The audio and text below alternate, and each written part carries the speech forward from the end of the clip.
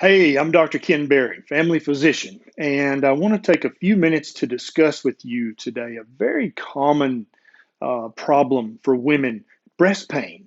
And there's multiple things that can cause breast pain, but there's a very, very common cause that's quite often overlooked by doctors and other healthcare providers. And I want to talk to you about this cause of breast pain today.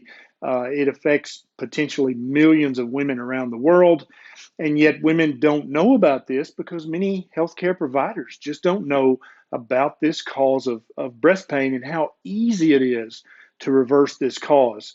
There are many possible causes, but this one you can take care of at home very cheaply and very easily with a substance that you actually need every day anyway. And I'm going to let you know what that is at the end of this video.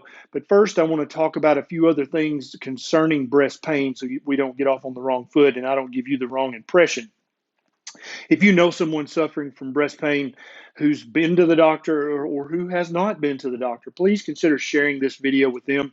You're welcome to share this video on your Facebook, your Instagram, your Twitter, wherever you think it will help me to help the most people with their health. So let's talk about this. Now, don't be surprised if you go to your doctor and they tell you something that is a little bit inflammatory or maybe even a little bit dumb.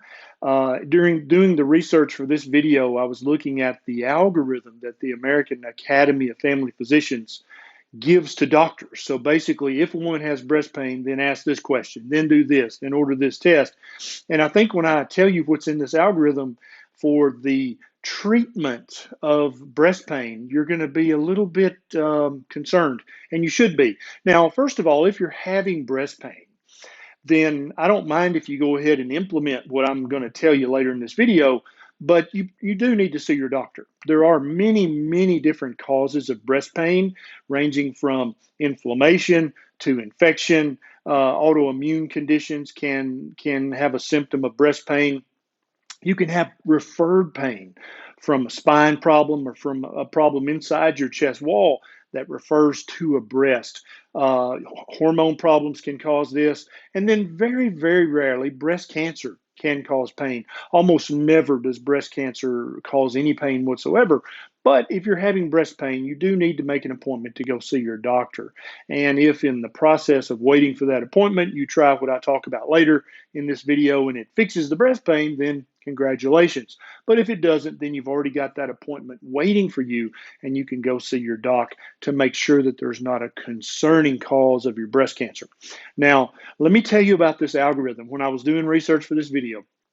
So basically, and this is family doctors. This is the algorithm they would have, but gynecologists have a very similar algorithm. Pediatricians, any other internal medicine, any other primary healthcare provider is going to have a very similar algorithm. And an algorithm basically is just a flow chart of how you should treat a patient. So you ask a question, and based on the answer, it kind of breaks out into a tree. And you keep going down the tree until you find the answer or the solution that's right for that patient. So the American Academy of Family Physicians algorithm was broken down into non-pharmacologic treatments for breast pain and pharmacologic treatments for breast pain. There was no third option. That was your two options if you're a family doctor. And so the non-pharmacologic options really, really triggered me, and I'm a guy. So I can't imagine if I were a woman, I would be a little bit upset with my doctor if the following things were said. So on the non-pharmacologic side of treatment or management are the following three things. Reassure the patient. So I guess that means pat a woman on the hand and tell her it's going to be okay. In no way does that address the breast pain or fix the breast pain, right? Secondly is, and this one, I imagine if I were a woman, this would be the one that really pissed me off, is ensure that the woman is wearing a proper size bra. I would think, just as a regular guy, that would be one of the very first things that a woman would think of. And so, if you had paid your copay and spent the time in the waiting room waiting on me, and my answer to you was, "Well, maybe you're wearing the wrong size bra," I don't know. I don't know. I think this algorithm was probably written by a man. And then, thirdly, is to manage your stress and decrease anxiety. So The three things that we're taught to do by the American Academy of Family Physicians is to tell you everything's going to be all right, tell you to get a proper fitting bra, and to tell you that it's to just calm down. Seriously, that's what's in the algorithm. Now, sorry, but that just seems to me to be very, very.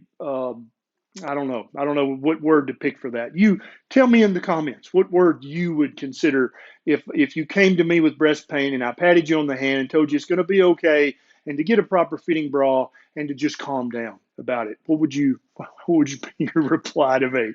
Now let's talk about the pharmacologic side of that. So if the pain is so severe that you come back for a second or a third visit and say, "Yeah, doc, I tried to calm down.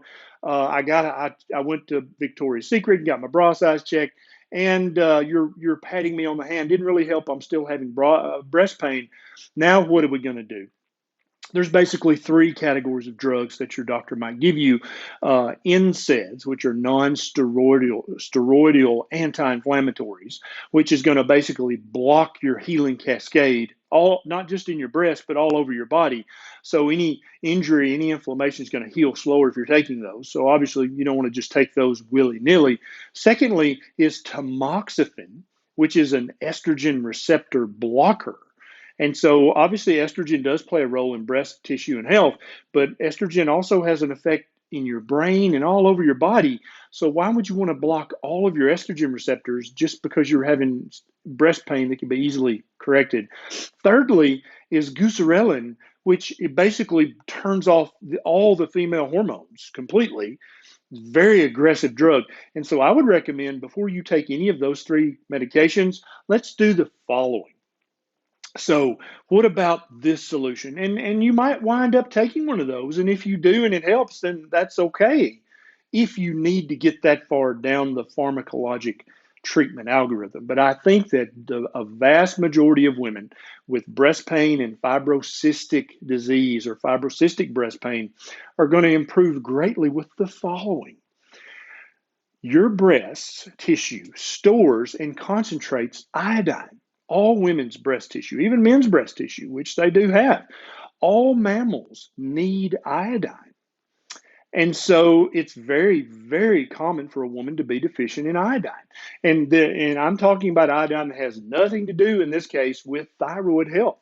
You may also have hypothyroid or Hashimoto's or a low thyroid, but that's not what we're even talking about. You have this little tiny machine in each cell in your breast called a sodium iodide symporter. And it actually will squirt sodium out of the cell so that it can draw iodine into the cell. Now, that kind of little machine requires ATP in order to function. And the human body, no mammal body, will waste energy for something that it doesn't need. It's just not going to do that.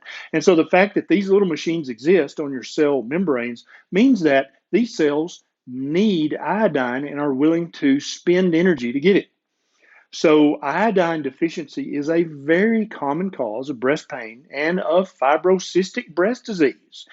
Most women notice that when they start supplementing their iodine, and you can do that with foods or you can do that with an iodine supplement that I'll talk about in a second, they notice that their breast pain just goes away, that even the cysts in their breasts will get smaller and sometimes completely go away.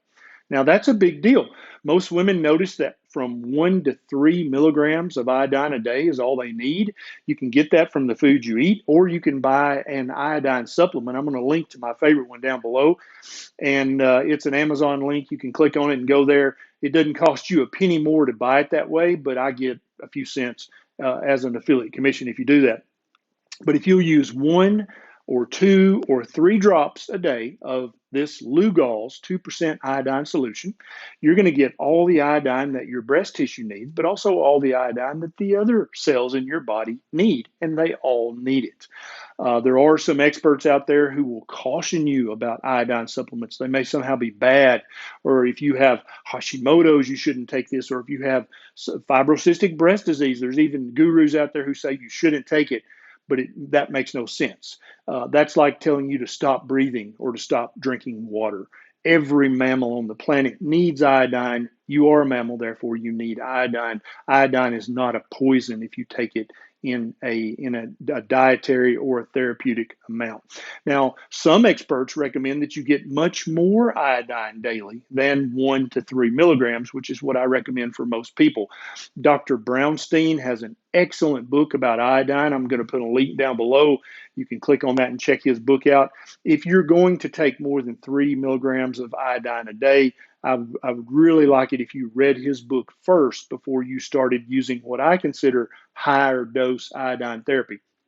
Not saying that higher dose is dangerous. I just want you to be very, very well informed and educated before you start to do that. Now, I've got research links down below to several studies that I read making this video. I'm going to give you the links so you can also do your research, because as with all my videos, I never want you to blindly believe anything that I say or your doctor says or any other regulatory body or association or academy. Don't blindly believe anyone. Do your own research, because this is your one health and your one life, and you don't want to take that for granted.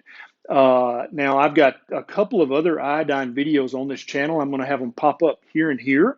At some point, you can click on those and learn even more about iodine and why every cell in your body needs it. If you really enjoyed this video and my strategy of combining ancestral appropriateness with common sense plus the meaningful research, then consider clicking the subscribe button. It's right down there, and there's a little bell right beside it. If you'll click that bell, that turns on notifications. So every time I get a bright idea, you'll be one of the very first to know.